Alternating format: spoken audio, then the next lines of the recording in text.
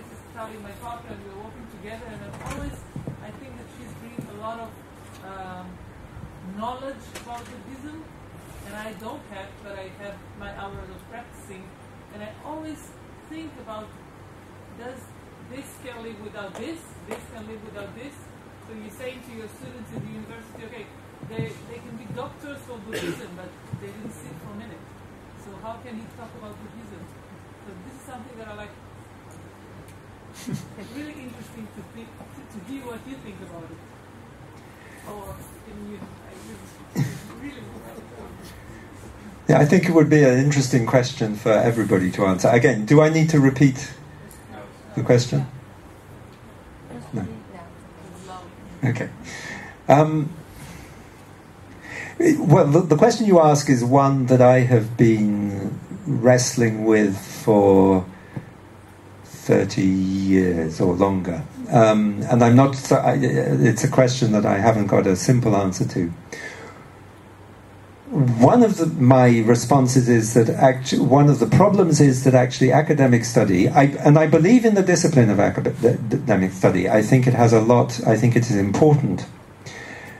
But I think it is also important to understand what are academic questions, what academics, the kinds of questions that academic study is good for answering, and the kinds of questions that are not academic questions.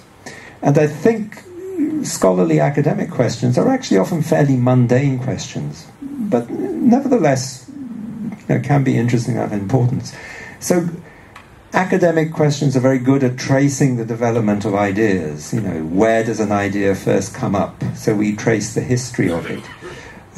It's very good for deciding, dates. Who said what, when? Why do I need that? I'm really asking, like, if I want to practice Buddhism for my life, or to teach people Buddhism, the essence of Buddhism, why do you know the names and the dates? Yeah, why do you need to know it? I'm not sure that you do need to know it, but I think it is important sometimes when people use a certain kind of rhetoric and be... So for one example, is that people will tell you... So people say to me, when I start talking about Abhidharma, they sometimes say to me, yeah, but I prefer to practice meditation just as the Buddha taught it. And I say to them, we do not know what the Buddha... no one can practice Buddhist meditation just as the Buddha taught it, because it is lost. So they are... by saying, I want to practice meditation just as the Buddha taught it, they are confusing... They're bringing an academic question into the rhetoric of what they're talking about. So one needs to be clear sometimes about that distinction. Because people get very worked up about, say, I'm practicing the way the Buddha taught. You're practicing not the way the Buddha taught. Yeah, but I'm talking about their life. If I'm talking with people, if I'm teaching people that are mothers, for example, that have daily life, and I want to bring them that present that I think that I got to their life, to their daily life, with kids and food and husband, and I want to give them the experience of the essence of the Buddhism. They don't care about dates. They care about what Buddhism can bring to my life. And I want, and for that, they don't need all the... No, I completely agree with you. So I'm not saying it's essential, but sometimes it is useful to be able to make that kind of distinction. But I agree with you. A lot of academic stuff, there's a certain kind of irrelevance in it, but it is a kind of mental training and discipline that can be helpful in certain contexts to make distinctions. I think the phenomena is actually the opposite. People are learning and reading and hearing lectures that they are not practicing. Buddhism, very important question in this class: can I live Buddhism without practice Buddhist meditation? This is a question that I often hear. I know the answer for myself, but I know people are struggling with this question. I know that I have to see for myself, and I see for myself when I sit on the pillow. This is my answer. I know many people are reading and hearing lectures and but not practicing in their daily life. Yeah, so I think it's, sometimes it's a little bit like entertainment, though. Sometimes in order to get interested in something, it depends what kind of mind you have, right? Some people are not interested in these things, but I don't know, for some people, academic knowledge can enhance an interest and draw people in. For some academics, scholars of Buddhism, they don't, they say, well, I'm not a practitioner, I don't know Buddhism in that way, but they still may have something interesting to say about the history of Buddhist art or things. But if you're not interested in those things, fine. You don't have to read them. Does anyone else want to say something about this? Basically, you remember it's the conversation we had just before entering here. I quit university many years ago, and I didn't go on with my academic studies. But it was never because I didn't have an appreciation for it. The other way around, my appreciation for the things that I learned there was so great that I didn't feel comfortable anymore devoting most of my time to talking about it. I wanted to practice it, and I wanted to practice it with people in action. And but there's another thing, I think, several different aspects that can be taken into consideration. For one, what I said before about the inspiration that I got from things that Rupert wrote,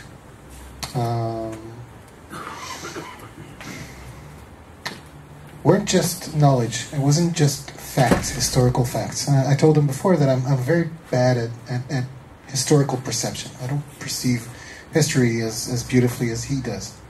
And reading about how Abhidharma came to be changed the way I perceived those endless lists, boring lists. If I hadn't known where they came from, they'd be just boring lists. It's a book. You ever saw the Abhidharma? It's really boring. It's like these lists of stuff. You sit with fear and you're tired, and then you get a list of like 150 things that occur when you're like that, for example, and it's boring. You can't read that. You go through it and it's nothing, and then you understand that hundreds of monks sat generation after generation after generation, and they meditated, and then they wrote down the stuff that they found out, and then they compiled it all, and they cross-referenced their different experiences with each other, and those are the lists that you're reading now. And now it's not history in general, it's not just facts, it becomes very personal. It becomes like you've just made thousands of new friends. Okay? Hakuin, an 18th century Zen teacher, wrote one of the most beautiful autobiographies that I ever read, with such profound integrity there. And at the end of the first chapter, he elaborates on the uselessness of reading his autobiography. Why it's useless. Why, if a crow would see it lying at the foot of a tree, he wouldn't even spit on it. And if he would, he'd spit on it in contempt. And he'd tear it apart with his beak and fly away, dissing it as just basically crap. But he said, but if there's one good reason to write this autobiography, it's that if someday a true seeker will see the words on these pages, he'll feel like he's met a friend in a foreign land.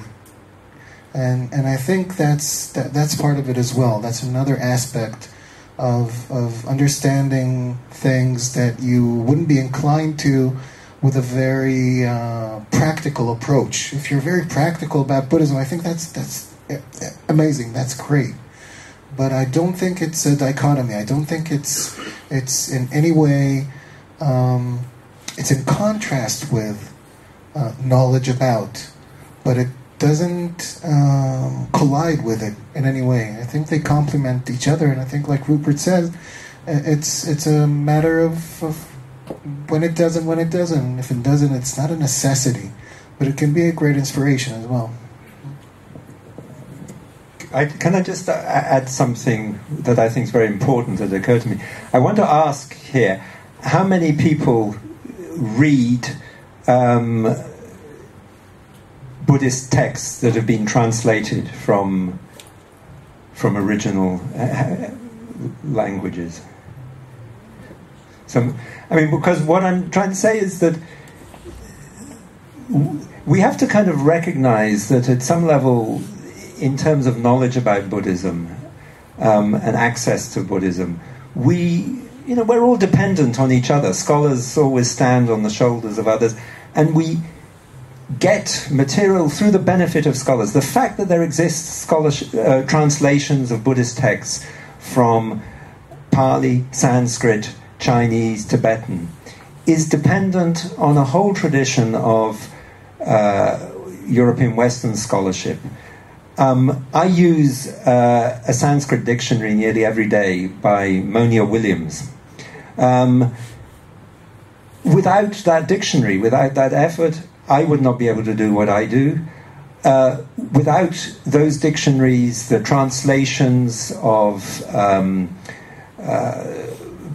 Bhikkhu Bodhi, Jnana Moli, the Visuddhimagga that lots of people use all the time, they wouldn't be there. They built those translations on the work of lots and lots of scholars. And they're, all these little things that people have done contribute in some kind of way. So I think it is important to recognize that scholarship has an important role, even if indirectly. I mean, I say this ironically because if you read the preface to Monia Williams' Sanskrit Dictionary, basically he says he compiled this dictionary so that the New Testament could be translated into Sanskrit and that Indians could be converted to Christianity. It's a sort of irony of unintended consequences that basically Buddhist scholars use his dictionary every day to help translate Buddhist texts. But we should recognize Monia Williams' efforts. I would like to add something. I think that study puts the practice into context. It's like... a microphone. I think we should distinguish between maybe a futile study of things, including Buddhism, and really studying Buddhism as a map. And this actually puts our practice in a context. Like, meditation can be compared to walking. So I can walk, no problem. But where I'm walking to? What is my direction? This is one thing. The other thing is that studying Buddhism gives me instruments and tools of observation in meditation. I can find myself in my inner space, in my own mind, in different places that has been documented by the Buddha himself and other teachers. And this way I can measure my way. So I think personally that studying Buddhism together with practice meditation, it's like two wings of a bird. I cannot fly with only one wing. So all of us here in the West, we are very eager to have experiences, different states of minds, and so on. We like to have our Buddhism reduced only to a sitting meditation on the cushion. But in reality, Buddhism should be practiced in life itself, actually outside of the cushion. The cushion may be the central practice in a way, but all the rest is what ripens everything in our lives. So this is why I think that studying Buddhism is very, very important, and it should not be neglected. And especially that we, in our own culture, we don't have these Buddhist teachings. We cannot forsake anything that we didn't have from the beginning ourselves. So if we would be learned scholars like in China or in Japan and so on, So then when we hear Zen masters telling us to kick out the teachings, so this is okay because everybody already knows them. So now we can just get rid of them. But if I don't have the teaching from the beginning, so what I'm going to get rid of? I actually don't know Buddhism. So observing the breath, and then I can go to all kinds of sidetracks. The breathing is very wonderful, all kinds of states of minds. But when I'm going out of meditation, is it really benefited me? So this is why I think that still study is very important and should be pursued along the practice of meditation. Thank you.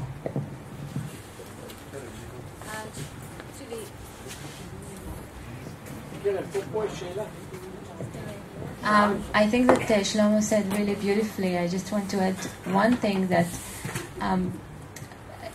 if the question was about academic study or study, because I don't see it as the same way.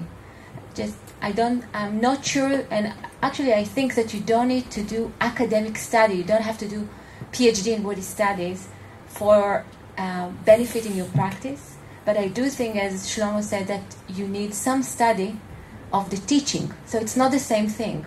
You don't have to be a scholar, but I think that study is very important. We are not talking just about Buddhist meditation, about Buddhist path, and you have the Eightfold Path, and part of it is right view, and right view influences the way we practice, how we see it, why we see it, how we observe. So we have to learn this map, as Shlomo said, to know how to practice. So just to be clear between study and academic study. You don't have to do a PhD in Buddhist studies for enriching the practice and the way we observe reality that liberates us. Because I think the study that is beneficial is the one that allows us to look at our experience and to be liberated. So in that way, it's really helpful. How much, what is the... Or balance. Yeah, the balance of how much is individual, and I think it's a temperament. But some study is very important in my view. עוד רגע, שנייה.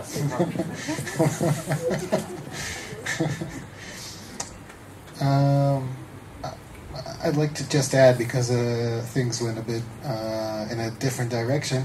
You really don't have to study. I think I'd like to contradict what you just said. No, none at all. I think no one has to do anything at all. Buddha wasn't a Buddhist. Buddha, was this guy who was very learned in many, many ways, and he decided to kick it all aside and say, wait a second, I want to re-examine everything. And he started anew. Not really anew, because it was all based on stuff that he learned as well, but you can learn stuff from zero, from scratch. You can learn stuff from watching a leaf, and not call it meditation at all. You can call it watching a leaf. And you learn stuff from getting burnt in the shower because you turned on the wrong faucet, and you learn stuff all the time. And I don't think there's any necessity to learn Buddhism. I think we can practice a bit of humility in regards to wisdoms. Buddhism is another kind of wisdom. It's not the ultimate kind of wisdom. It's not an ultimate kind of wisdom. It's beautiful. It's beneficial in so many ways. I love it. And if you decide to study cooking instead and examine the world through a miso bowl, or to prepare the perfect ramen, and that's going to be your life's work, I'm going to appreciate that, and no less than if you decide to practice to understand Buddhism as deeply as you can. The perfect ramen bowl will require of you very deep spiritual practice that no text will ever give you. So I think Buddhism is another beautiful way, but I don't think it's the beautiful way, and thereby I don't think you have to practice anything at all, or study anything at all. You're going to practice and study regardless of whether you decide to or not, and Buddhism is another beautiful way to do that, but it's just that. That's what I think. Bailey. תודה רבה קודם כל. אני אדבר חזק. Oh, sorry, Hebrew. My question is for you, Yuval, and I do it in Hebrew. אמרת כולנו פתיתי שלג. נכון. אתה יכול בכל זאת להגיד שהוא גם מבין? אוקיי. You don't know the translation. אוקיי. You speak English better than I do. אוקיי. כולנו פתיתי שלג, האם ייתכן שכל פתית יהיה אחר? זה אני מאמין. That's the question? We are all unique snowflakes. Could the different snowflakes be different?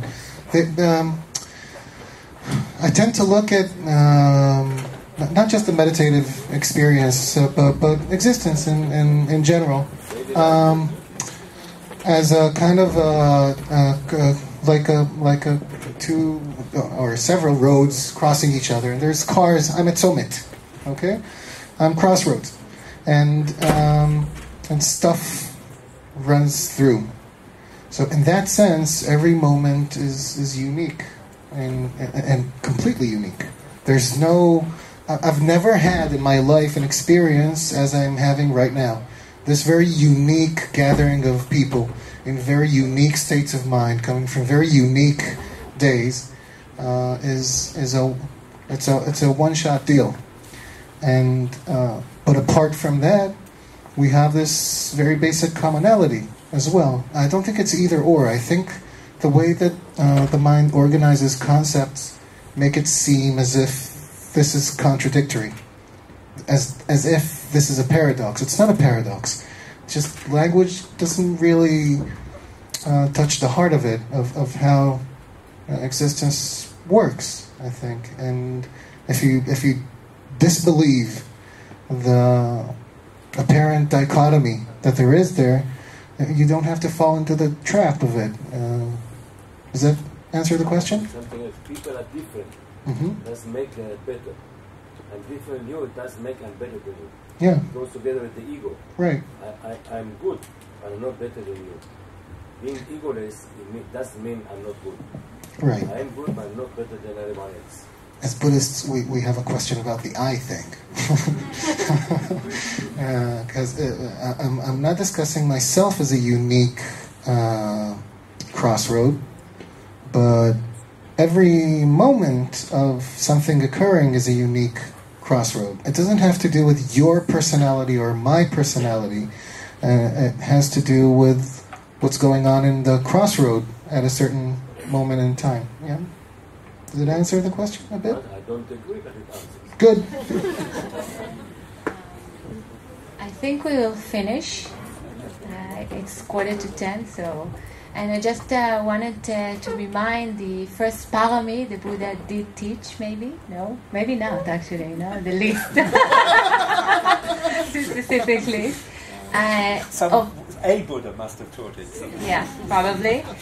The parami of Dana, that our lecturer today came from their own generosity to share their wisdom and their thoughts. So you're welcome to share with them, and we have a box outside. So thank you very much for coming. And Orit, something else? So the Dana is for the teachers. Yeah. Just if you feel like you want to contribute, there's a box outside. Thank you. Thank you.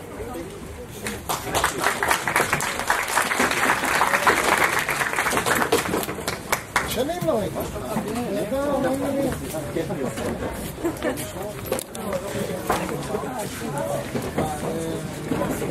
Okay.